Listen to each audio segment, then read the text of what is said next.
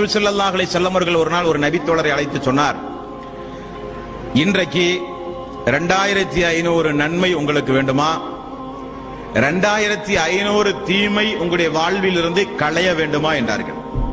2500 நன்மை உங்களுக்கு ஒரே நாளில் கிடைக்கின்ற வழியை நான் சொல்லித் தரவா வேண்டுமா, 2500 தீமைகள் உங்களுடைய வாழ்வில் இருந்து ஒரு நாளைக்கு களையப்பட வேண்டுமா என்று ரசூல் ஸல்லல்லாஹு அலைஹி வஸல்லம் அவர்கள் கேட்டார்கள்.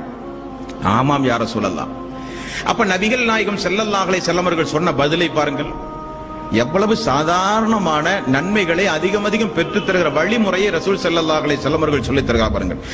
ஒரு நேர தொழுகை முடிந்த உடனே ஃபஜ்ர், லுஹர், அஸர், மக்ரிப், இஷா 5 நேர தொழுகை, ஒவ்வொரு நேர தொழுகையிலும் சுப்ஹானல்லாஹ் 10 முறை, அல்ஹம்துலில்லாஹ் 10 முறை, அல்லாஹு அக்பர் 10 முறை.